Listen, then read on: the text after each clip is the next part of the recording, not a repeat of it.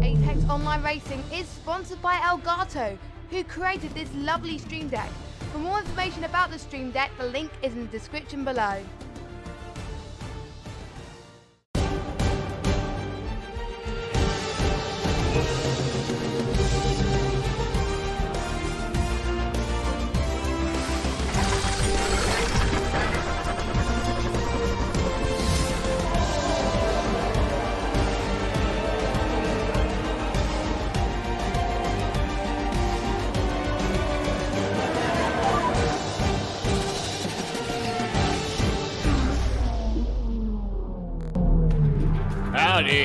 Howdy everybody, and welcome to AOR High Energy Formula 1 F2 League.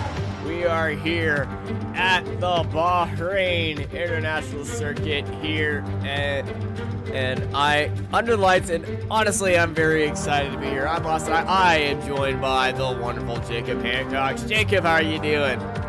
I'm doing great, thank you, and I'm very glad to be back after only one race absence so far. I'm sure you'll be back to your regular commentary duo next week. Well, regular commentary duo is the first time that we actually commented together the first round, so this is keeping up with par, honestly. So, we're here at Bahrain. Are you excited, especially after last race? I know you're watching last race with a very big interest to see the competition today, and after Napadovsky's Russian win, how you feeling about him? Yeah, well, I'm feeling very strong about Napadovsky, certainly. I mean, it was a really popular win, and a pretty confident and commanding win last time out as well. He was one of only 2 drivers not to get penalties across the whole field, apart from those who DNF'd on the first lap or so. So he really is a strong and consistent driver, and I expect that to stand him in good stead for this race today. However, I have noticed a lot of the drivers have been backing THM as well, our reigning champion, to take pole position at least in this race, and maybe even to take the win as well. So it'll be interesting to see if we get a battle between the 2 McLaren boys. Yeah, McLaren is certainly going to be the powerhouse that is, but it's going to have a little teammate rivalry between the two. We'll see who comes out on top. Also, other members in the grid to look out for. Who are they? Well, there's drivers like Julian. Julian can show flashes of pace. He's always a pretty quick driver, but sometimes he just takes that extra step up and can be really competitive with the others. Smeej, of course, is always someone to watch out for. Not necessarily in qualifying, but once you get into the race, we often see him driving his way up the field, sometimes on a contra strategy, and he's a very strong driver when it comes to race pace. All right. Well, they're in qualifying right now, so let's head under the lights into the beautiful desert of Bahrain. All right, we are actually on board with Boom Sonic right now, who is sitting in 3rd place on the hard tire in that Ferrari. Everyone's going out to the hard tires right now, doing some sing laps. So the times being set right now aren't really the most optimum speeds, but from one of the times, who do you think he's going to have a strong time? Because I know turns 9 and 10 are very hard here, especially on the brakes, and it's especially hard on tires. And I remember last season where a lot of tire failures happened at the very end of the race.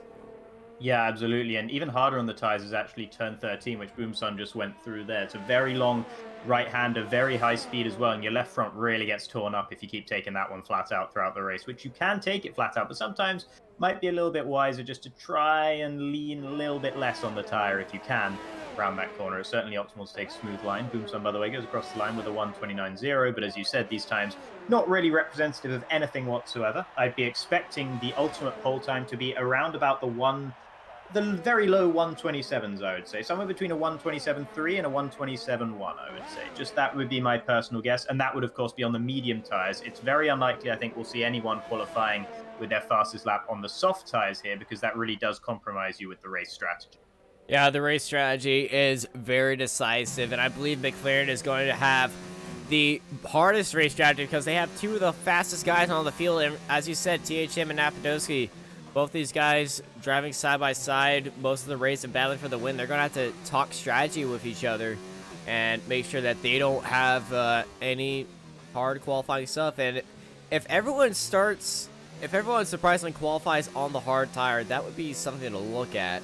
And we might see a surprise pole sitter here, but knowing how it's at F2 and everyone's usually within a second of each other already based on our qualifying rounds, and this is Bahrain, one of the rounds we used to qualify on last year's game for this year's game.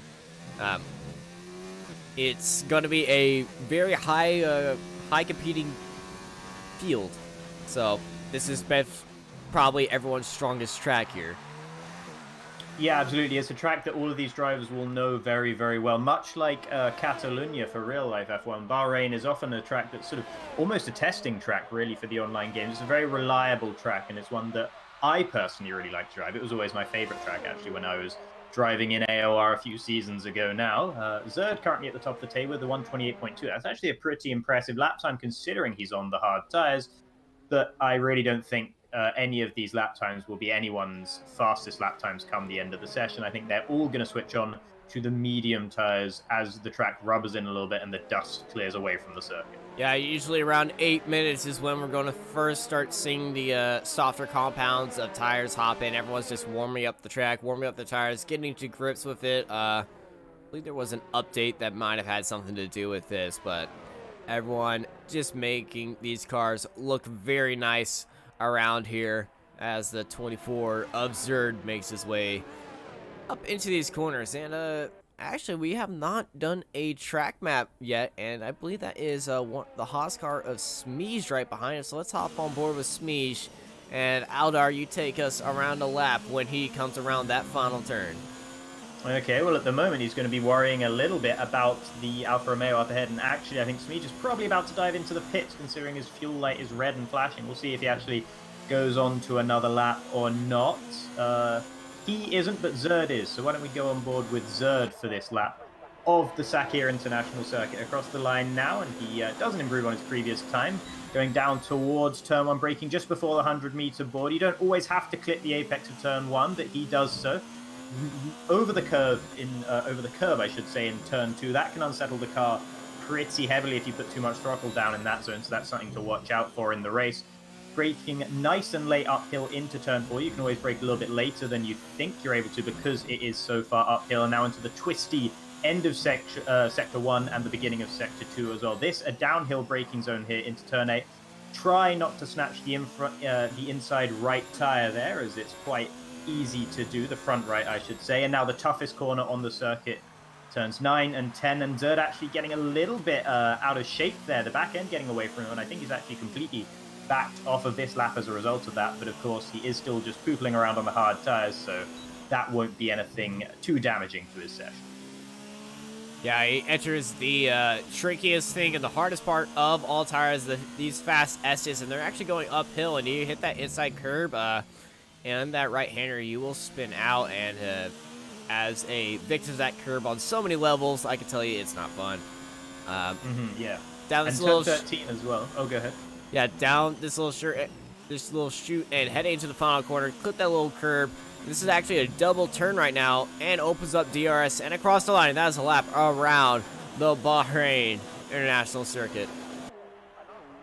Interesting that he's decided to keep going. He's now on his 5th lap on the hard tires, and once again he's pushing. He's really trying to find the limit on the hard tires.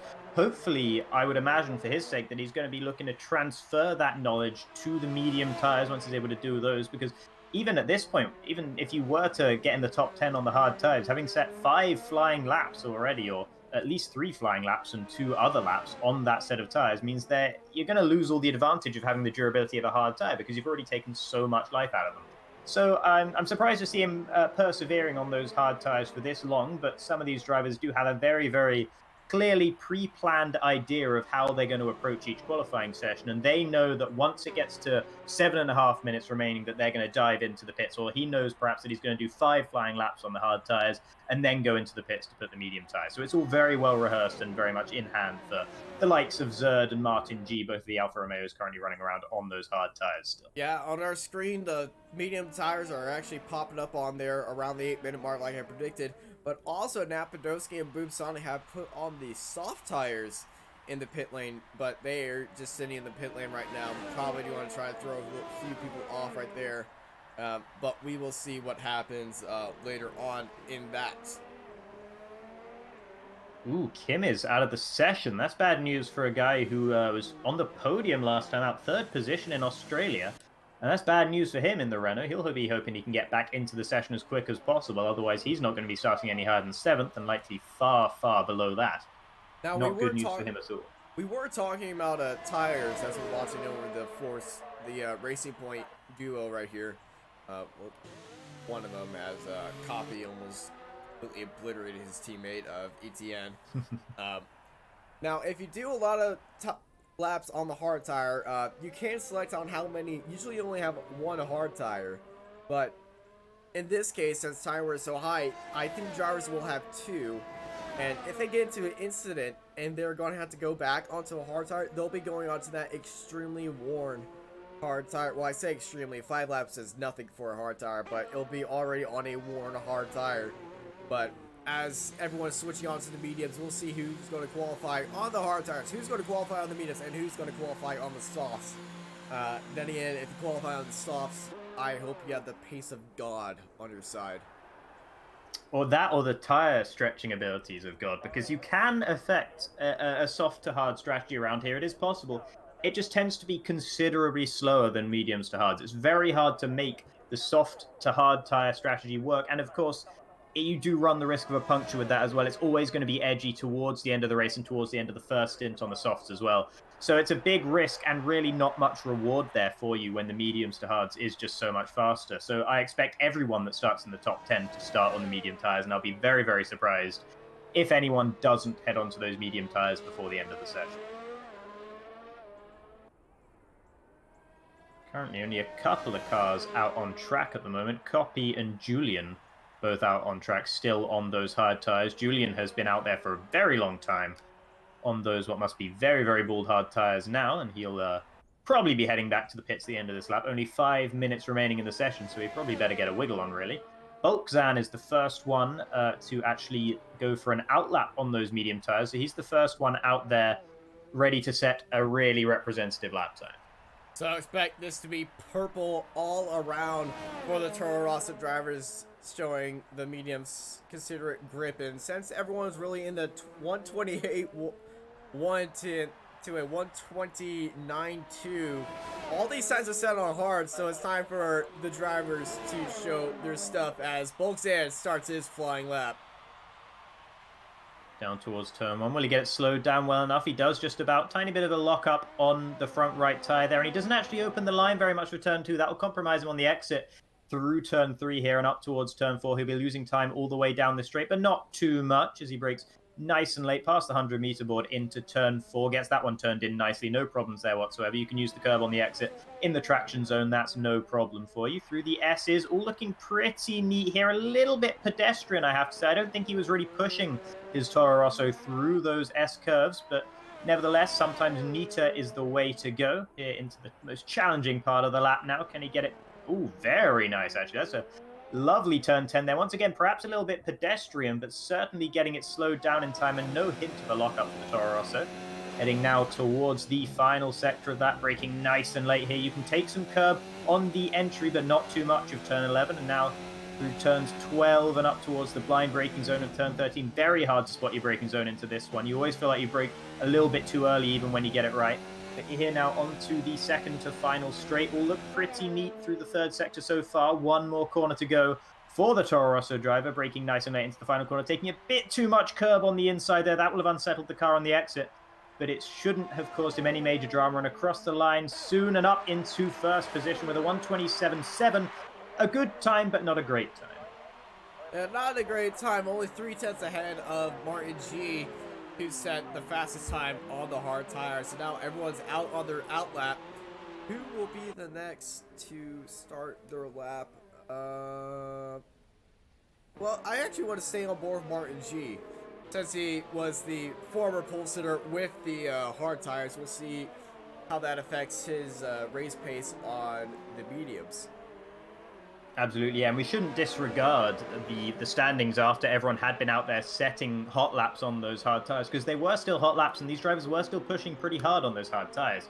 So it could well be indicative of their pace. Of course, some drivers prefer harder tires, some drivers have an easier time switching on harder tires compared to medium tires, so there is a bit of a difference there, but still it should favor those. In general, you'd have thought those who are up there towards the top after the hard tire runs should be up there towards the top on the medium tire runs, provided they get their laps nice and neat and all sorted out well. Now it looks like Mr. Anka has started his flying lap, so we're going to stay on with him. Also, Hadler and Zerd have started out as yellow flags starting around with 2 minutes remaining, and the tire of qualifying choice has not came in, and Napadowski is still in the pits. Yeah, I'm starting to get a little bit concerned for Napadowski down there in the pits. I don't know what he's doing. He certainly doesn't have a qualifying ban, at least not to my knowledge. I don't think he did anything. I don't think he came into any contact with anyone last race. So be very surprised if he has got a qualifying ban. And if he doesn't leave the pits right now, he's going to be starting from the back of the grid. And it looks like that's what's going to happen. So perhaps Napadowski is relying on having completely fresh tires out of the pits. Either that or he left the session early, disconnected from the session, and we didn't realize, but I didn't see anything of that. Kimmy's hasn't managed to return to the session either, so that's bad news for him. Meanwhile, Mr. Anker, who is currently on a hot lap, is coming around the final corner in the Red Bull, coming up towards the line now. Where will he move up to? It's 3rd position for the ex-F1 driver. Yeah, let's hop on to Martin G. Certainly one of the fastest guys on track, and after Mr. Anka put it into 3rd, he's still behind Martin G, who set these times on hard tires. So, Martin G is going through his lap, had a little bit of cars around him, so he might be affected by dirty air, but he also might be getting that slipstream as he heads up through these high-speed S's. But this is where the times are about to fall, as Zerd takes the top spot with a 1:27.370. Yep, Zerd taking the top spot in the sister Alfa Romeo. Can his teammate respond? We saw Martin G drifting a little bit too wide through turn 11, but nothing too major as THM goes and stakes his claim for pole position, a 1:27.2. Great lap from the McLaren driver. Martin G coming up towards the line now, and it's only 3rd position for the second Alfa Romeo. 3/10 behind his teammate in the end, so he'll be a little bit disappointed with that lap. Where is everyone else at the moment? Julian across the line up in 3rd position. I told you to watch out for him. That's a good lap from the Mercedes driver, and it looks like everyone's already set one flying lap on their tires now. Boom Sonic has not. Sure. Boom Sonic, yeah, that's true. Whereas he's in the middle sector at the moment, very much out of sync with the rest of the drivers. But interestingly, not much improvement throughout the field. Perhaps a bit of a game of chicken there, as everyone's decided actually they're going to start on the hard tires after all. Maybe that's why no one really improved, because a couple of the drivers, only ETN is in the top 10, having set his lap on the hard tires. So perhaps you can disregard that previous comment from myself, as Boomsun now heading round into the final sector of the lap. And he is up by a mile, 7/10 faster than his old time. And he was 1.7 seconds currently behind THM. So this will be a blistering lap time. This might be a top 10 lap time for Boone Sonic. Coming around the final corner and down the front straight, opens up DRS. Where does he go? Up to 7th. A solid lap from the Ferrari driver, but Smeej knocks him down to 8th. Some guys seemingly taking 2 outlaps on the medium tires. Of course, you can do that. That's one advantage of starting on the medium rather than the soft tires. It's a little bit less critical if you only set 1 or 2 laps in qualifying. Martin G across the line doesn't improve on his lap. Is Julian looking to improve? No, he's completely backed out of his lap. That Cerro is the last chance here, and no, he's in zero ERS mode as well. So unless Flash is hot lapping, and he's heading into the pits, that is your grid. THM, Zerd, Julian, Martin G, and Boltzan running out the top 5. Yeah, the big story right now is Napadowski and Kimmy's. Both these guys not setting a lot of lap times. We know Kimmy's had that little connection issue, but Napadowski not setting a lap at all.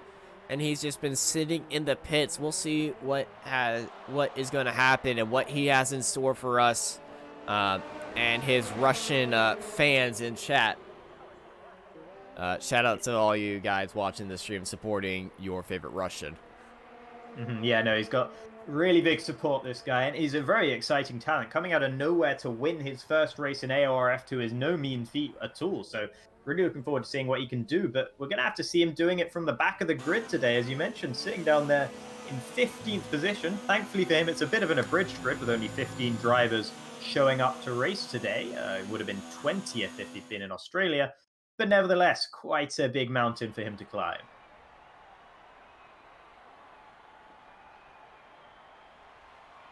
Yeah, sorry if I'm a little bit caught up with that. Something just happened, but after that qualifying session, THM takes pole, followed by Zerd, Julian, Martin G, Bulkzan, Hadler, Smeej, Boomsonic, Lucero, Copy, Mr. Anka, ETN, Flash, Kimmies, with Napadowski starting out at the end. And we'll be right back on the grid for the formation lap after these short messages.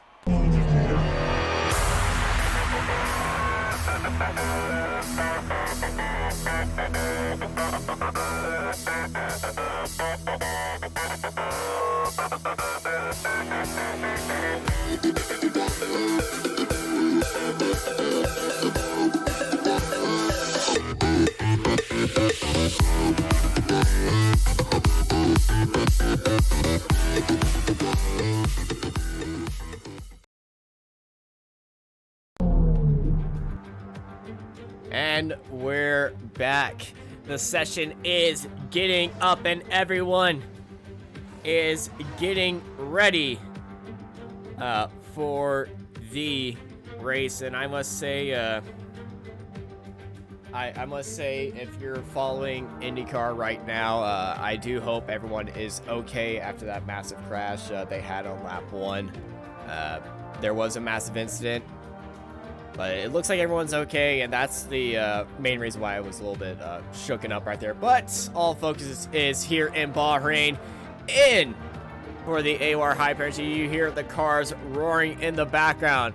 Let's bring you through the grid as everyone is making their way around the track.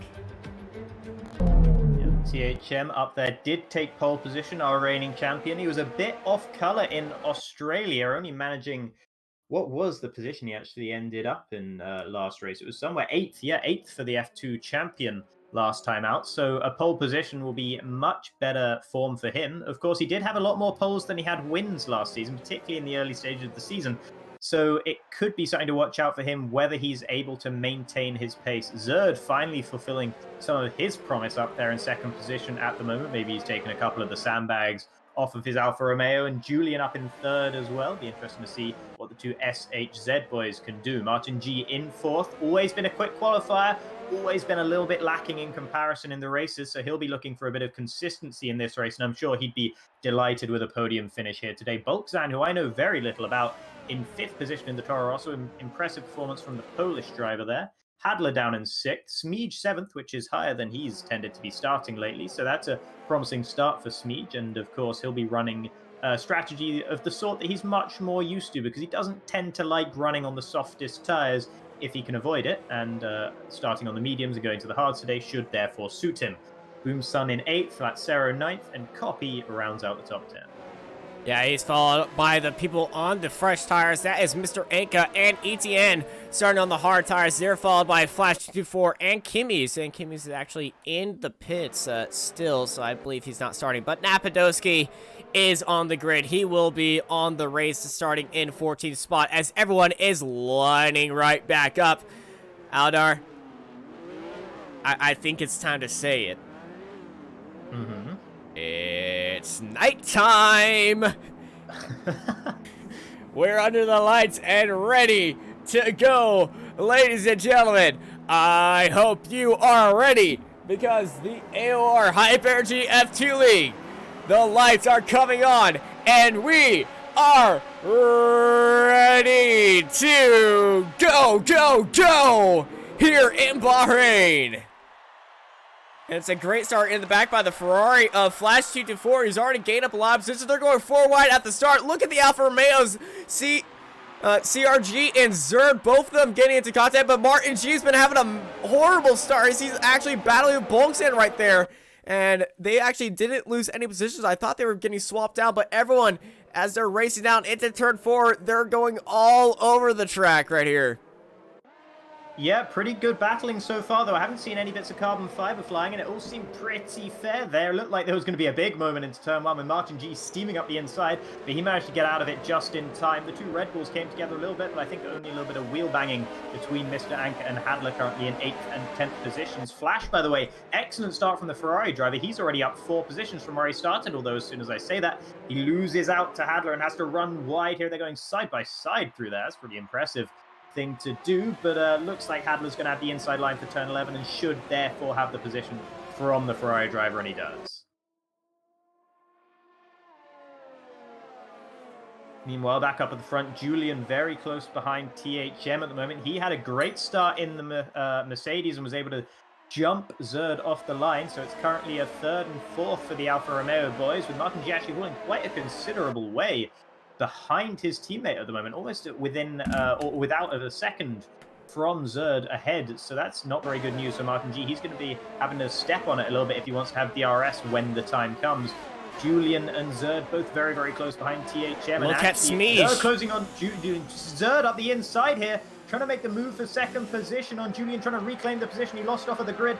Will he be able to make it around the outside of turn 2? He does. Julian gives him plenty of space, and Zerd back up into P2. Not much of a fight in the end from the Mercedes driver down into 3rd.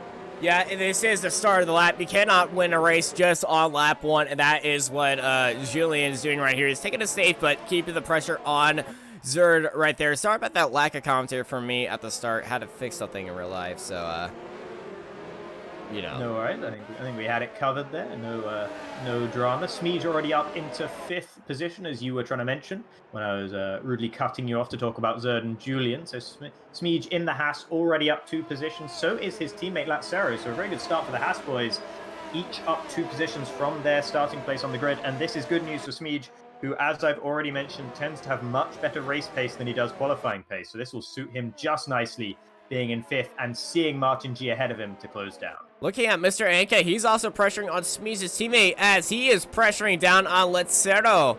And they're making a way coming up to that front straight. The slipstream is definitely going to be in that Red Bull's favor, and where you might see a little dive heading into turn 1. But also, I see the Alfa Romeo of Martin G on the back of Julian right here.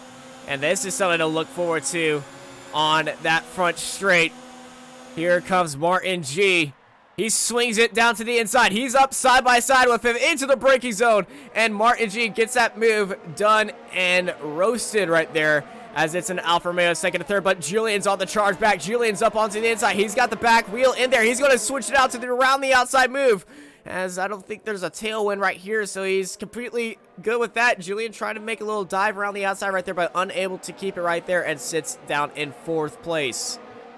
Great driving from Martin G to hold on to that position after he took it. Julian was always planning, as soon as he let Martin G take the inside line for turn 1, he was always planning a move back up into turn 4 at the top of the hill. He was thinking several steps ahead, but Martin G was able to match him all the way, held the inside line into turn 4, and was able to retain 3rd position. So after a relatively poor start for both of the Alphas, they're both back up now. Zerd back up to where he started, and Martin actually 1 position ahead of where he started on the grid. And Julian's great start comes to naught here, as now he's slightly falling into the clutches of Smeege behind, and Smeege will have DRS on him, but of course Julian will also have DRS on Martin G. Speaking of DRS though, it's 1.2 seconds between Zerd and THM, so at the moment THM is absolutely walking away at the front of the field at the moment.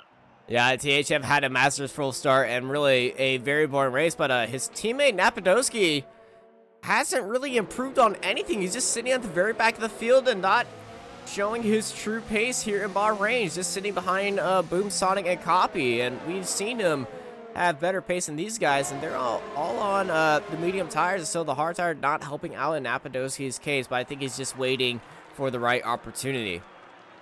Yeah, he'll be biding his time to wait until those medium tires go off, and then he can start looking to make moves on the likes of Copy and Boomson up ahead in 12th and 13th, respectively. However, there are a couple of other drivers on the hard tires much further up the grid than Napadovsky at the moment. So Napadovsky's decision not to qualify, I assume so he could get completely fresh hard tires to start the race with, really doesn't seem like it's going to pay off for him at the moment, because he would have done much better trying to qualify in 11th or 12th position, and therefore he could have had a good start like what Mr. Anker had and be up in 8th position already, just like the Red Bull driver, who is having a solid race so far and using his experience in AOR, and of course he is the only ex-F1 driver in the field at the moment, so he's got a lot of experience and a lot of very good high-quality experience as well, currently sitting down there in 8th. Yeah, Mr. Anka looking to make a move on Lazzaro. He's just following up both the Red Bulls. I believe he did get the move off of him last time, but it was fought back in the corner afterwards. We were following Julien right there. So let's sit back on that Red Bull and watch this move for 7th. Yeah, it's pretty close as well with the other Red Bull not too far behind, and Bolksan's not exactly driving away from Lazzaro either. Here comes Mr. Anker, but Lazzaro will have DRS on the car ahead as well. Mr. Anker is up in overtake ERS mode, so he's really trying to make Lazzaro think about him. But Lazzaro really wasn't concerned. He was down in low ERS mode, so he really didn't think that he was going to be having any trouble with Mr. Anker behind. And we actually saw Mr. Anker diving to the right-hand side into the braking zone just to do a little bit of a move, just to give Lazzaro something to think about into turn 1, but he did not succeed in putting the Haas driver off, and Lazzaro calmly holding on to 7th position without any real challenge from Mr. Anker at the moment. Yeah, all the cars are pretty much spread out, but keeping within reach of each other. That's the problem with these cars. The dirty air, you can stay close because of the slipstream, but you can't really try anything except for on the straights, as Smeege is closing in on Julien right here, as Julien's been having a lot of oversteering problems. Coming out of these corners, see his car wobbling all around. That's getting Smeege a lot of time to sit back up there and lock his car on the gearbox of Julien, as just gonna stay behind Julien right here. See if he touches that inside curve. Back end kicked out just a little tad bit. It's a little bit of correction for Julien, and that's gonna give Smeege a lot of incentive to try to charge down, because Julien is out of DRS range on the cars ahead. So we might have a move for 4th right here from the Haas driver to the Mercedes. Yeah, Smeege had a really poor final corner there. He actually turned in a little bit too early, got on the curbing, tried to steer out of it, and had a couple of stabs at getting the nose in for the final corner. So I don't think he's going to be able to make the move, at least into turn 1. He might be able to think about a move into turn 4 if he keeps it all nice and calm through turns 1, 2, and 3. Here he is right behind the Mercedes driver, having caught back up with the DRS, but runs a little bit wide in turn 3, and that will compromise his traction, and Julien will drive away from him and hold on to 4th position for this lap, at least for now. Although Julien, with a major moment into turn 4 there, almost lost the car entirely. He's had to run wide as a result, and Smeege duly takes notice and takes 4th position away from Julien up the inside. An opportunistic move from Smeege there. Julien really fed it to him on a plate, but Smeege had to be in the right place at the right time to take advantage. Yeah, Julien is kicking himself after that incident going to turn 4. And he's definitely going to be... he's lost it again! Wide through turn 10 there. He's going to be accelerating on the dust, and that's never a good thing for you to be doing. Bolksan not close enough behind him to take advantage, but a really messy lap so far from Julien, and his car just doesn't seem to be under him at all. It's almost like he's just got a completely time trial setup, and that he's completely cooked the tires. The rear tires must be getting way too hot in that Mercedes, and Julien's having a real tough time controlling what is basically a bucking Bronco underneath him at the moment. Yeah, Julien likes him wild, but I don't think he likes him this wild. He's not a big fan of the 8-second ride. As Mr. Anka in the background making a move on Lazzaro for P7. Mr. Anka is so close. I think I see a little bit of smoke coming out of Lazzaro's car right there, but I think that just my eyes playing tricks on me. But Lazzaro is all lined up. Here comes Mr. Anka, and also Julien is dealing with Bolksan right there. Bolksan around the outside. Mr. Anka down on the inside, but Julien defends it so nicely by coming wide out of the apex and just closing the door as we rode on board from Mr. Anka, who watched that overtake happen as he was making an overtake on Lazzaro. Also, the 2 Ferraris of Boonson and Flash 224 going side by side into turn 4. Yeah, and it looks like Boomson's actually going to be the one to take advantage there and move up ahead of Flash. So it's been a really poor start to the race for Flash here as he's been falling down the field a little bit, and Boomson gaining 12th position off of his teammate. As you said, interestingly enough, Lazzaro wasn't really willing to go into overtake mode to try and defend his position from Mr. Anchor, who was in overtake mode as he breezed past him down the straight in the end, and it was a relatively simple overtake for Mr. Anchor. Meanwhile, Julian was battling with Boltzmann up ahead, and as you touched on, that was absolutely sublime defense from Julian into turn 1. Really took the line perfectly and just gave Boltzmann no other option but to stay behind him through turn 2. Great stuff from the Mercedes driver, and he didn't even compromise himself too badly into turn 3 and up towards turn 4. Yeah, he did the classic, I'm going to defend you as hard as I can and just continue driving as best as I can. And that's Julian's driving Mr. style. Anchor very late. Sorry to cut you off there. Mr. Anchor very late on the brakes, almost steamed into the back of Lazzaro. And that's not good news for the Red Bull now. I'm sorry, that wasn't Mr. Anchor. That was Hadler, of course, in the second. And Hadler's defending from ETN. ETN and Hadler going side by side. Right behind Lazzaro. ETN is just going to storm it up, and he's going to feather it. They touch just a little, tap it. No damage I can see, but ETN around the outside in turn 2, coming up into turn 3, and ETN gets that move very beautifully for P9, and DRS flapping down for Hadler going into turn 4. It looked like he wanted to try something in there, but he didn't want to be that close to the car front. And Napadowski has overtaken his first car up on track as he jumps up into 13th place. Flash GT4 has fallen to the Russian train of Napadowski. Yeah, it's all gone wrong for Flash. There's something, his car's just not quite as fast as he'd like it to be. I don't know if he's got a bit of front wing damage or if he's just cooked his rear tires like we saw happening with Julian as well. But he had such an electric start to gain four places on the opening lap, and he's just slowly lost those places one by one. And actually now he's even one position behind the 13th place in which he started this race. So it's not been a good... It was a great first lap for Flash, and then since then it's been a relatively poor race for the Ferrari driver. He'll be hoping his stint on the hard tyres, which should start within 3 or 4 laps for most of the field here. He'll be hoping that stint favours him a little bit nicer, and he's able to hold on to those tyres a little bit better than what he's been able to do so far on the mediums. Yeah, looking at ETN right now, he's got Lazzaro locked up and ready to go. Lazzaro, he's got that air dam up with no DRS, and this should send ETN like a rocket steaming around the outside. And here comes that Racing Point car. He's already a car length ahead of him into the brake zone. No send from Lazzaro behind, and that is a clean overtake for ETN. But Lazzaro now under pressure from Hadler. And Hadler and Lazzaro going all over the track going into turn 4.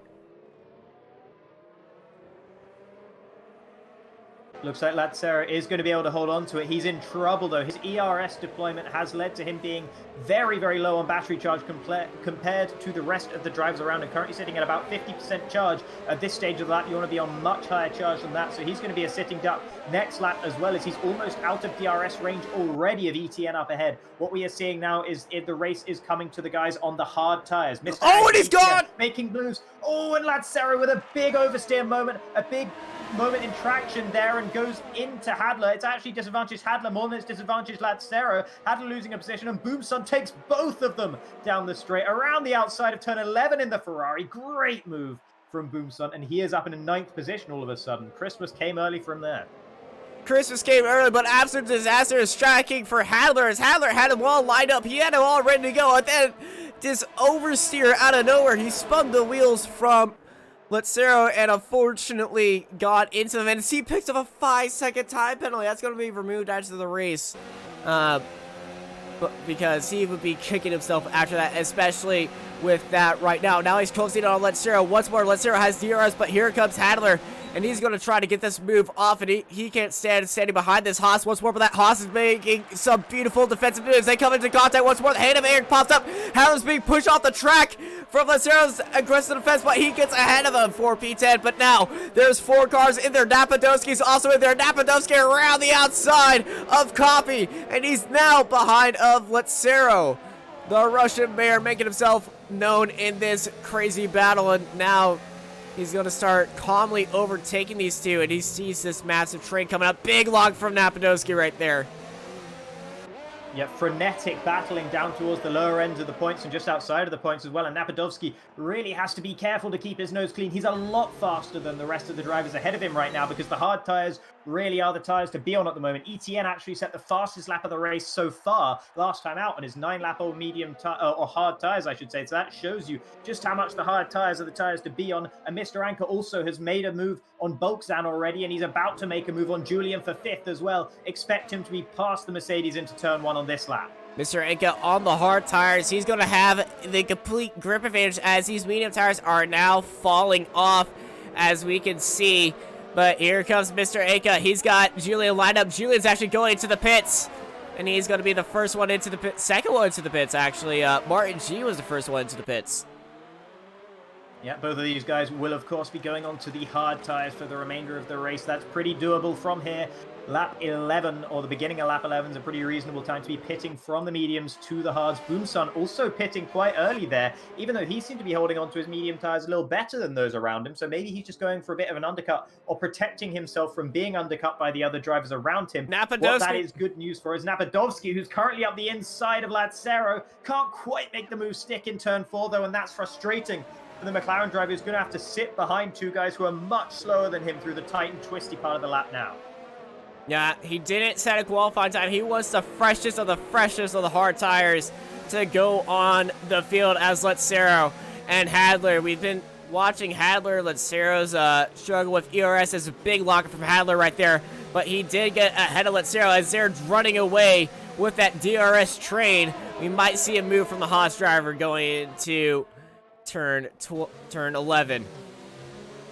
Interestingly, Napadovsky was actually very pedestrian on the exit of turn 10. He really didn't get the power down, and he had no big issues with traction or anything. He was just a bit slow through turn 10, but you can see how much later he's able to break through turn 13 here, right up to the back of the house ahead of him of Lazzaro, and surely he's going to make the move on at least one of these guys at the end of this lap and at the start of the next lap. Of course, it's likely that at least one of them, if not both, will head into the pits as Zerd and Smeej, guys running near the top of the order, and Bulkzan as well, also into the pits, and Hadler also diving in as well. Well, now we got a dry race in Napadovsky racing it out, flexing those Russian muscles as the Russian Bear and Lazzaro are battling for P4, but Lazzaro holds it onto the inside and pressuring Napadovsky to the outside. Now Napadovsky, ooh, he gets very close to the back end of Lazzaro right there, but Lazzaro defended that beautifully from Napadovsky, but Napadovsky on the exit, he's already charged past him for P4. You can flex all you want in the corners, but Napadovsky had you on the straight right there. And Coffee almost looked like he wanted to chase down Lazzaro. But yeah, already did a really good job of defending from Napadovsky for a couple of laps there, and that will have really given a bit of a headache to the McLaren driver, who would have been hoping to pass those guys much quicker than he did. He's now 6 seconds behind the next highest guy on the same strategy, which is ETN, and ETN, by the way, is really closed in on Mr. Anker, so he really has the pace in that racing point at the moment on those 11-lap old hard tires. He's the one with the best pace of those three guys on the contra strategy. yeah, Mr. Anka and ETN are the ones to be looking out for, who are in the fight. But the gap to ETN from Napadovsky is falling down just a little tad bit because he didn't push these tires as hard as he can. So I think he might be going for a hard to soft strategy, and I think he's ludicrous for even thinking that. Yeah, I mean, that must be what Napadovsky's thinking. I can't see any other reason why he would have elected to start on completely fresh hard tires rather than at least trying to set a lap on the hard tires in the qualifying session. THM, race leader, erstwhile race leader, now into the pits. Where will he come out relative to Zerd, who is his main challenger? And it looks like Zerd's actually going to get him into turn 1. They're going to be side by side into turn 1. No, Zerd does not have the speed. Zerd doesn't have the speed. They don't have the grounds. They're going to go side by side. A little bit of touching. Zerd defending onto the inside, but around the outside of turn 2. THM gets the speed and keeps the net first position. What a crazy battle we're watching right here.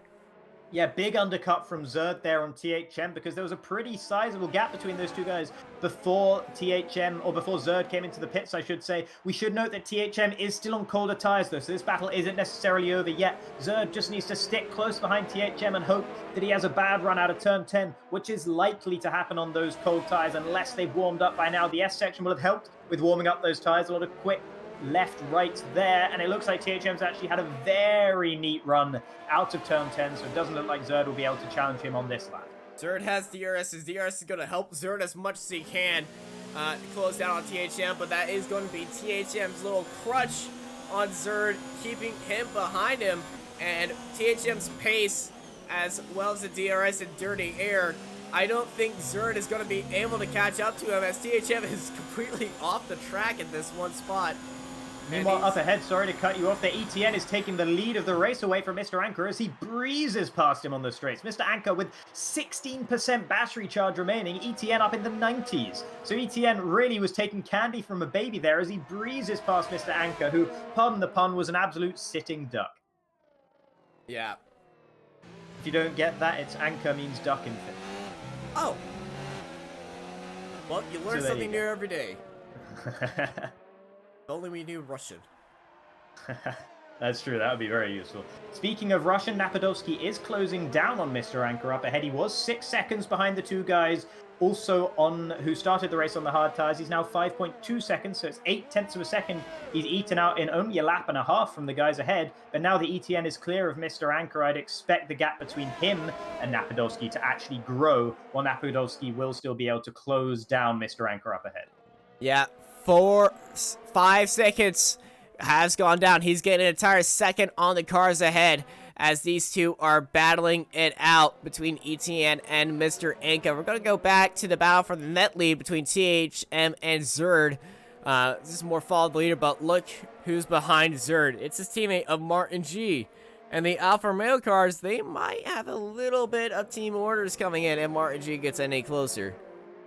Well, I wouldn't expect that. I don't think you usually see team orders in AOR, and particularly not when it's clear that Zerd is only losing time to Martin G, because at the moment he's pent up behind THM. Zerd, if he could clear THM, would clearly be quite faster, or at least on the same sort of pace as Martin G at the moment. But Zerd isn't able to close up to the back of THM well enough, as THM, now that he's started to heat up his tyres, a couple of laps into this stint on the hard tyres now, is starting to look to drive away from Zerd, but Zerd so much later on the brakes into turn one, locked up pretty heavily on the inside front there, but he has managed to get it turned in without too much bother. 0.6 of a second between him and THM, and another 0.6 back to Martin G as well. Just behind them, Smeej actually 4.3 seconds, so he's dropped considerably away from the top three runners, what will be the top three runners once all the pit stops are shaken out. And Julian is itching to get past Smeej, and once again we see Julian early in a stint with a lot of pace here, but will he start to lose time as the stint goes later, like we saw with him on the medium tires? And also, he is still on that bucking bronco of a car. I don't know if he made any adjustments in the pit stop. If I were him, I would have adjusted that front wing just a little tad bit. Looks like he was having a little bit of problem. Much more stable on that exit as he's following Smeej down there. And he might be charging up his ERS, as I think he's on 0 right now. Yeah, he's got a lot more in the bank than Smeej has at the moment. Smeej down at 22% ERS mode, with Julian up with 84%. And the reason I'm speaking so much about ERS around here, so much more than usual... Mr. Anka's in the pits. Mr. Anka is in the pits, but there are 4 straights worthy of the name around here. So having a high percentage charge in the ERS really can make a massive difference around this track, because so much of the lap is flat out. As THM...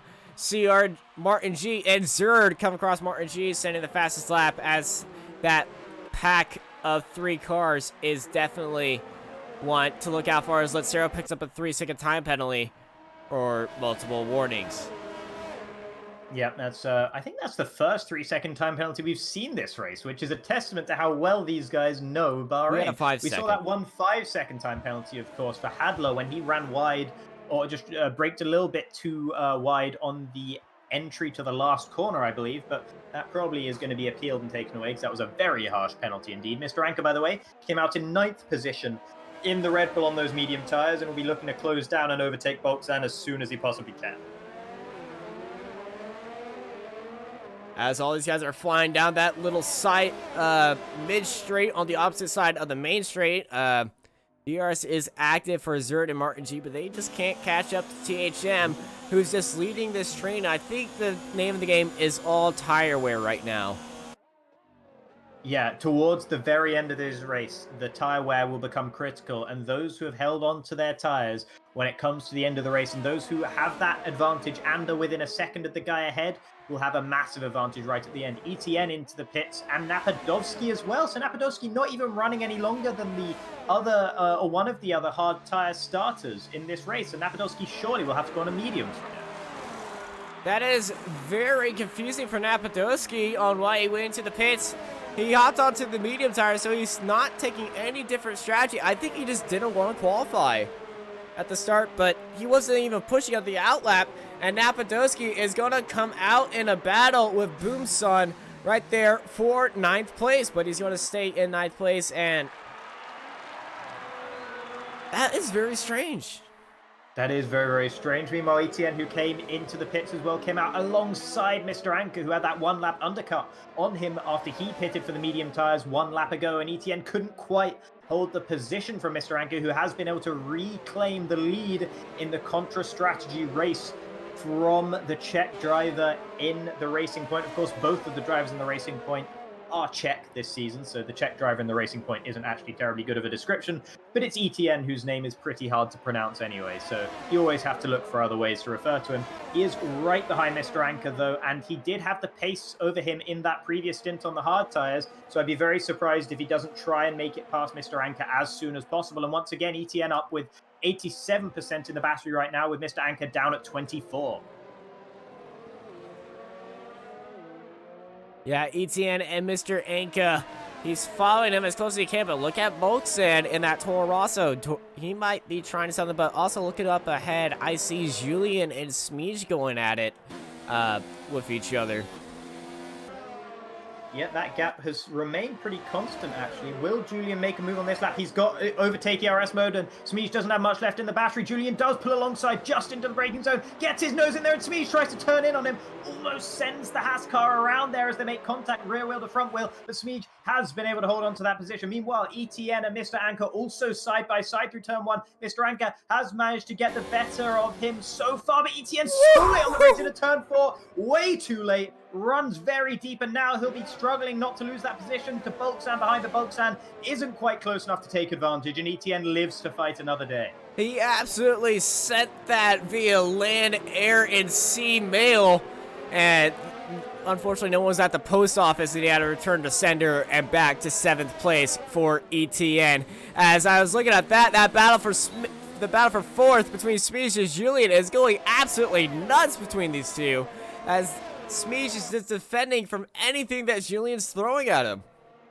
Yeah, and Julian really does have the advantage here. Smeej is struggling on fuel, and he's struggling on ERS as well. Julian hasn't got a fuel light on, and he's got so much more battery charge left in the tank. So Smeej really, it's only a matter of time, I think, before Julian's able to get past Smeej, unless, of course, Julian's tire wear gremlins once again come back to haunt him, which we've seen happen to him so many times throughout his AOR career so far. Runs a little bit wide through turn 13, actually, and that might compromise his ability to make a move on Smeej on this lap, but he will have the advantage of being an overtake for the whole straight here. He'll be pretty close to Smeej come the end of the straight. He's got DRS on him as well. Jinx to the inside, but doesn't make the move on this lap. He sold him a dummy. He tried to force Smeej into a little bit of panic mode, a little bit of panic braking, because we saw that absolutely send that Julian is known for doing.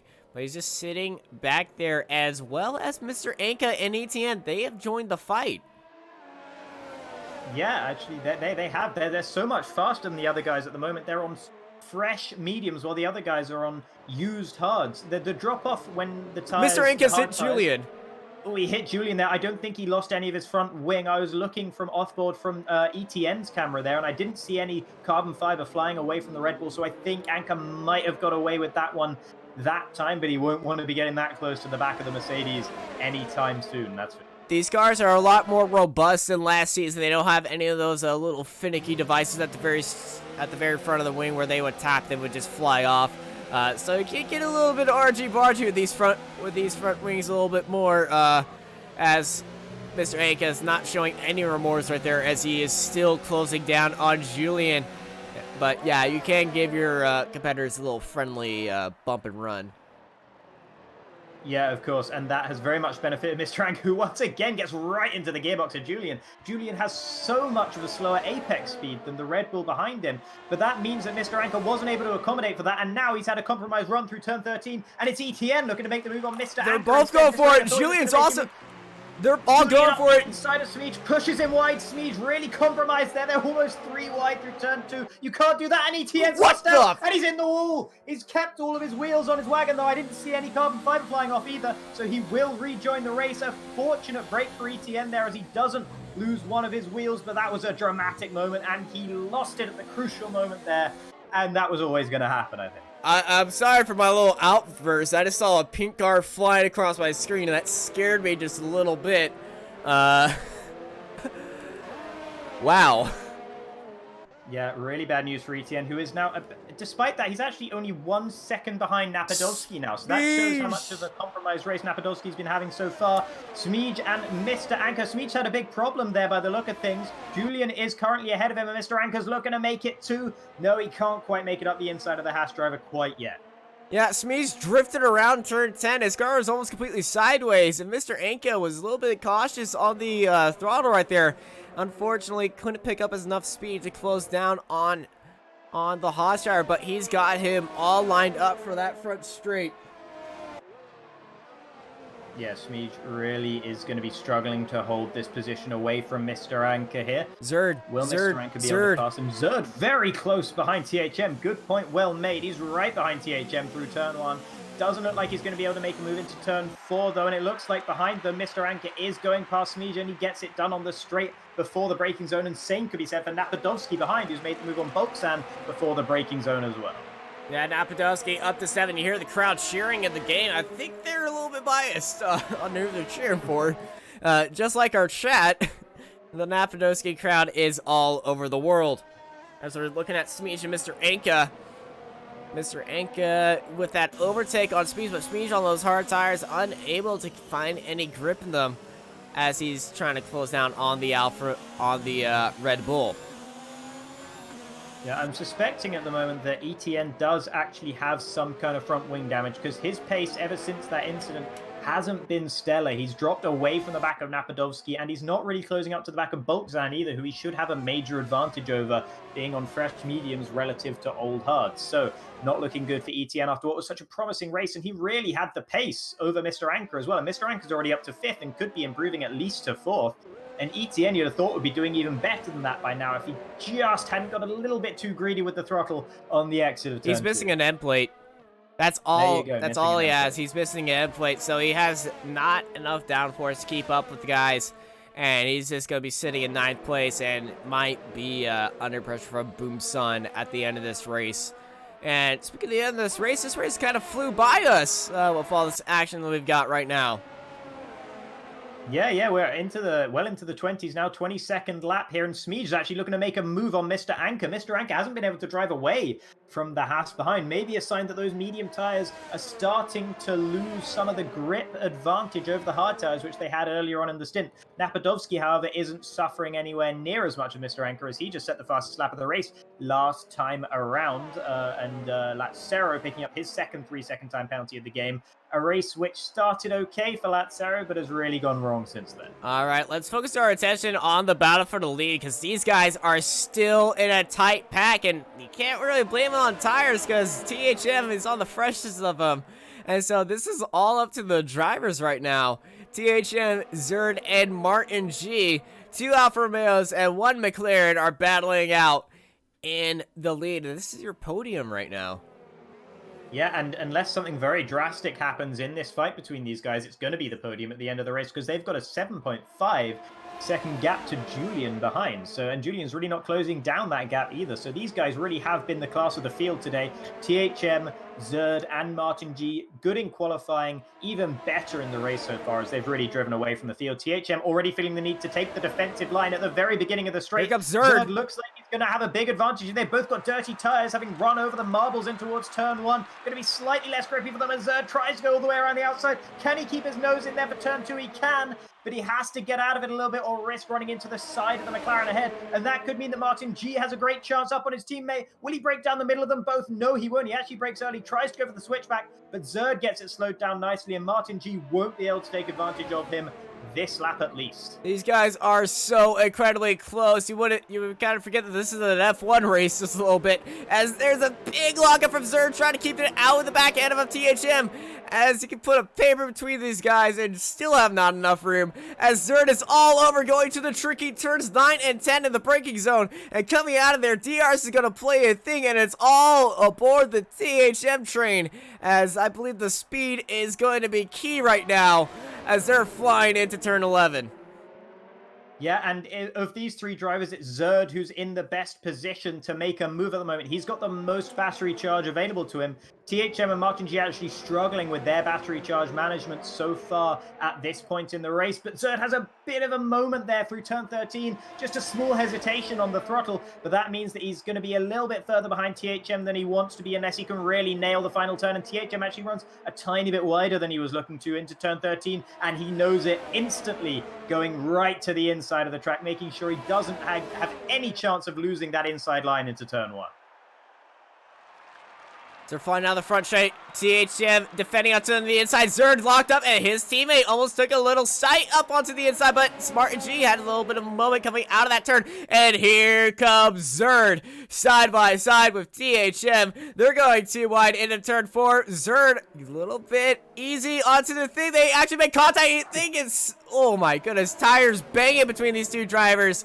And THM aggressive defending from turn 4 for the lead. Zerd once more going up down the inside. THM giving him all the space up on the rim, but stays in the lead right there. Zerd sending it around any corner that he can. He wants to get past this McLaren if it's the last thing he does, because his teammate is on his tail, and I think he's saying, let me try.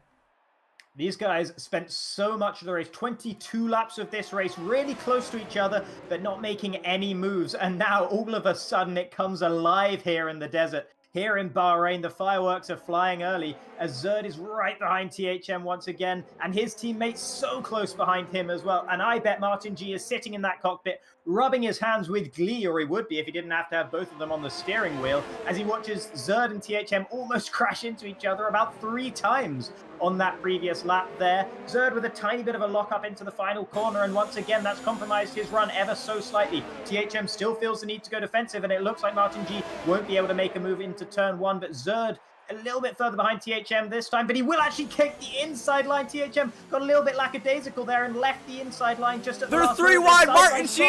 Martin G and Zerd made contact with each other. Both teammates have hit each other as THM defended that well. They went 3 wide going into turn 1 and into turn 2, and the teammates have hit each other. I don't see any damage or flicked piece of carbon fiber from the 2 teammates, but that has affected their running and chasing down on THM. But oh my goodness, what is going on in this front pack? Yeah, Zerd, I really feel like he's running a little bit less wing than the other guys around him. He has the better battery charge, but I think he's able to do that because he's so much faster on the straights. He consistently seems to be the fastest of the 3 guys on the straight. Of course, THM doesn't have the advantage of DRS, hasn't had the advantage of DRS pretty much at any point during this race.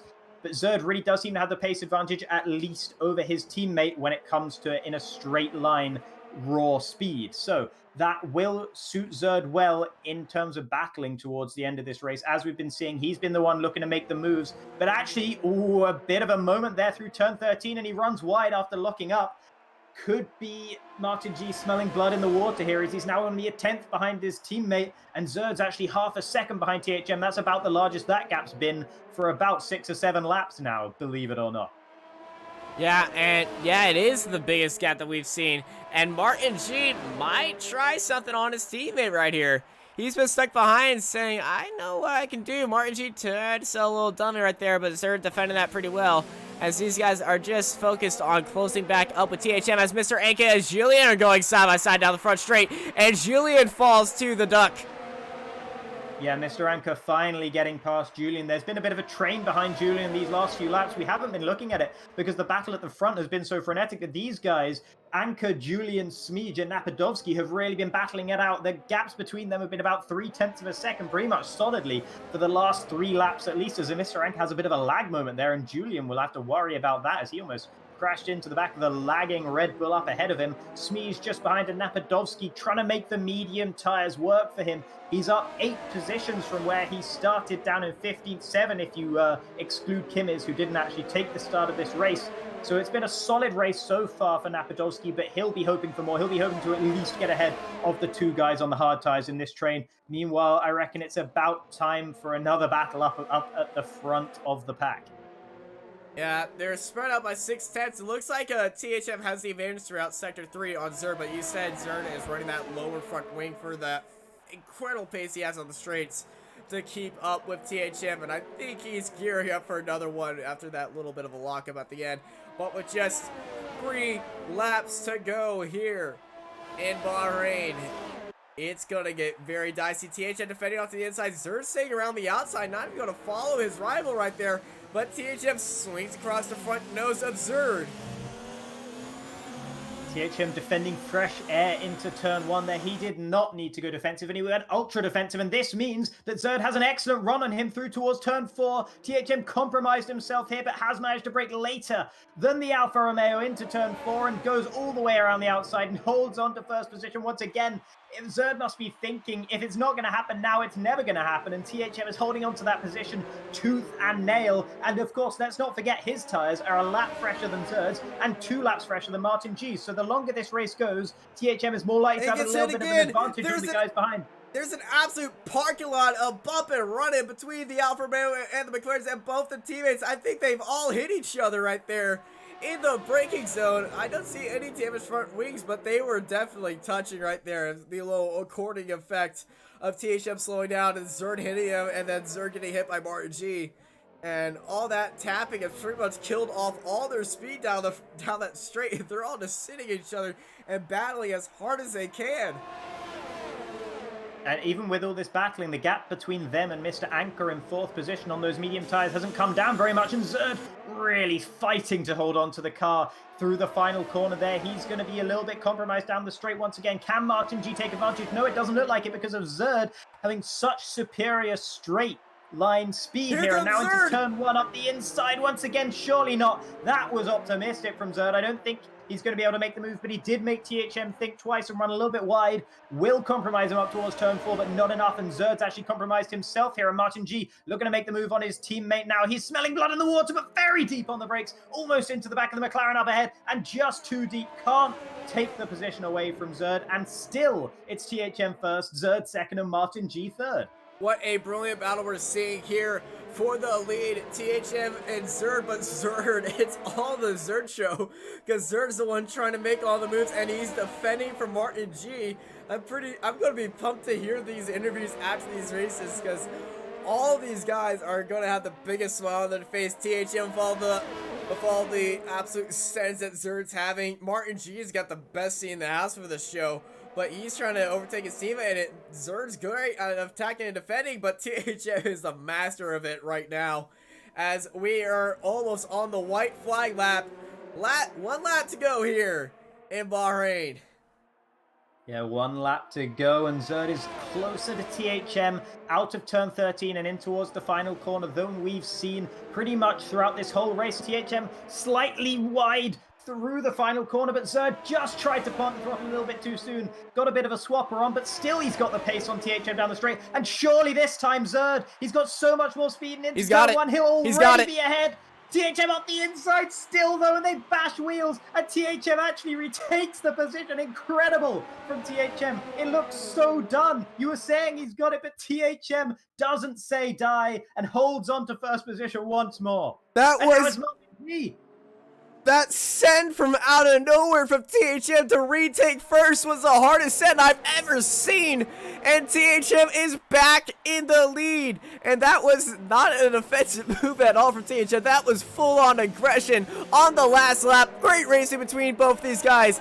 THM leading it off, followed by Zerd and Martin G as they're flying into turns 9 and 10. Martin G he's just staying, watching this, and oh, Zerd gets a very big moment out of the corner, a lot of oversteer, and he flings into the back end, and that's killed off of his front street, but his straight line speed, and that DRS is going to send him off as they enter sector 3 for one last time. THM and Zerd, these guys are battling so hard. Here comes Zerd. He sent it. He's locked it up. Zerd's off the track. And they're side by side. And Zerd with that top speed. I bet they're all in top mode right now. They're going side by side. We got a drag race here in Bahrain. Coming into the very final corner. Zerd and THM side by side. Zerd's putting in. And he's turning into THM. Trying to go for the top move. As they're going to have a drag race into the finish. And it's going to be Zerd taking it by 40 thousandths of a second.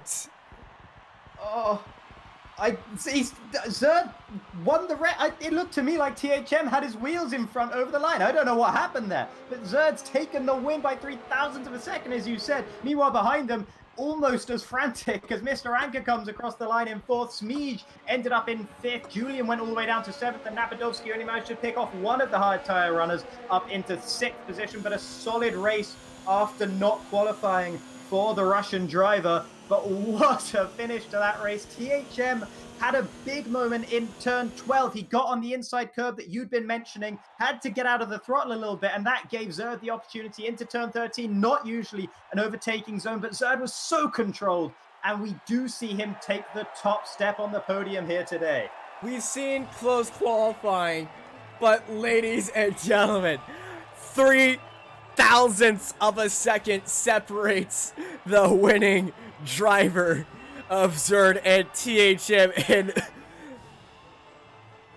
what a race. What a race. And Zerd is a guy that's been threatening so long to unleash the potential that he has. He's a driver with so much potential, and it always seems to go wrong for him. He's known as always having the sandbags on, and maybe he just took a couple of them off on the final lap today, as he was able to take the win here in Bahrain from 2nd position on the grid. And let's not forget Martin G, who was only a quarter of a second away from the lead as well himself. Wasn't able to make a move on Zerd or THM in the end, just was a little bit too conservative behind them. Great race from Mr. Anchor, up 7 positions from 11th to 4th. Similarly for Napadovsky, he was up 9 positions from 5th to 15th, I should say, to 6th. Smeej with another solid race, but not improving as much as he would have liked. Julian started in 3rd, but towards the end of each stint, we saw him really dropping off. Maybe some more tire wear issues for Julian, which really have been plaguing the young Dutchman throughout his AOR career. Boltzan with a solid race down in 8th.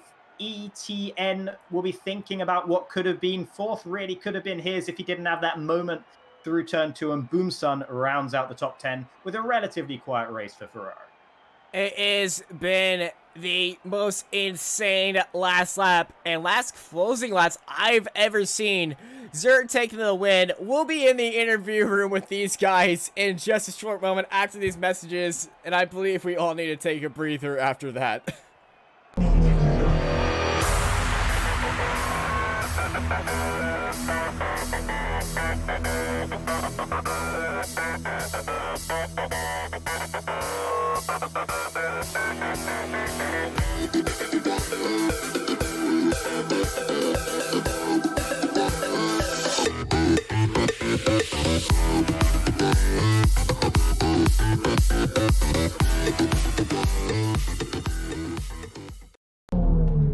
And we are here in the interview room. We are, oh my goodness, I'm sorry.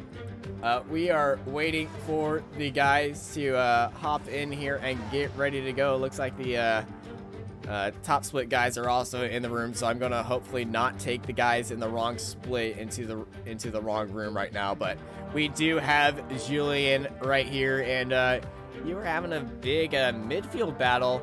Aldar, any questions you want to ask him? First of all, I think it would be a bit unkind to call that a midfield battle when Julian was running up in 4th for much of that race. But I feel offended. finishing down in 7th position, though. It all went a little bit pear-shaped towards the end of the first stint and towards the end of the second stint. We noticed, were you struggling with tire wear? In the second stint, yes, but in the first stint, I felt like I was actually gaining a lot on the cars in front, so... Okay, well maybe it was towards the middle. There was a moment where you seemed to be losing the car quite a lot with the rear. It seemed to be really hard to control for you, particularly out of turn 10. That was at the end of the first part of the first stint, I think, but Okay. I don't know what it was, because my brake bias was running normal.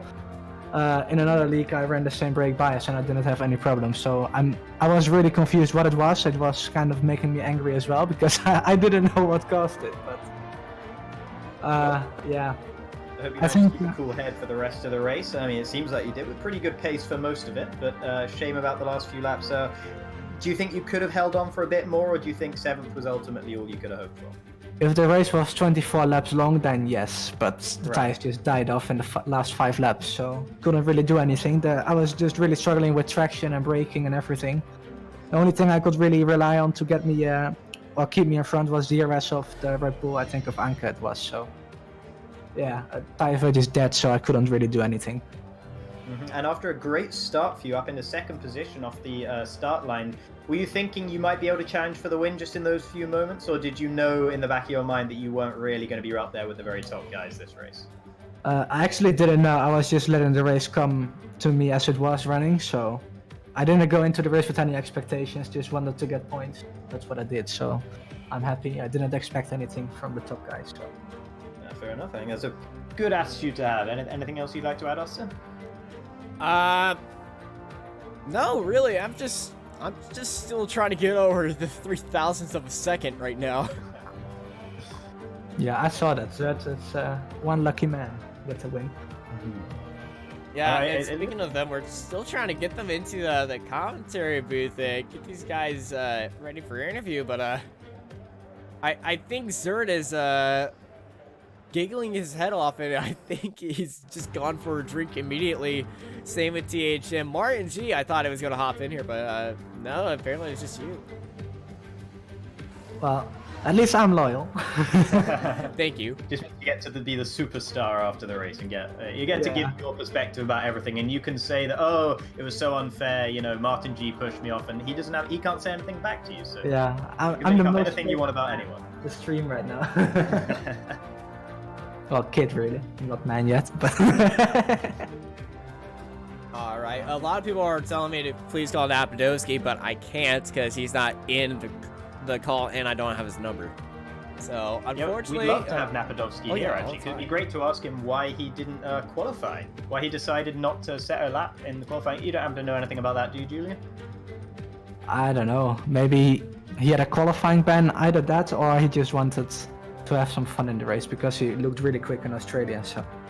Yeah, I thought he'd wanted to follow up such a good race in Australia. I didn't think he had a qualifying ban. I'd be surprised if he did, but maybe I missed something. I don't know. I don't know. I didn't know either, but that's the only reason I can really think of. Either way, unfortunately, he's not here, so we're not able to ask the man himself. So sorry about that to all of his many fans in chat. You guys will have to get on his case and try and get him into the interview box for the next time out in China.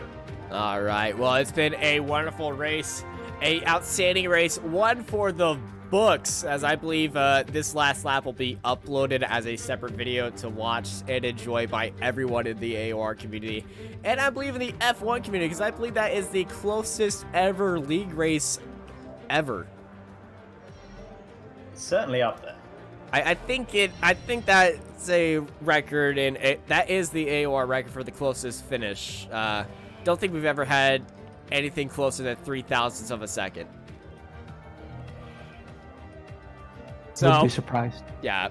So after that outstanding race, I hope you guys are excited for the next one. THM sits on top of the points now, and he's followed with, and Zerd actually takes the win.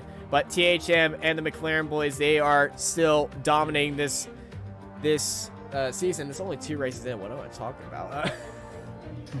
But thank you guys, everyone, for coming in. I've been joined by Jacob Hancoxs. I'm Austin Knight, and I hope y'all have a good night.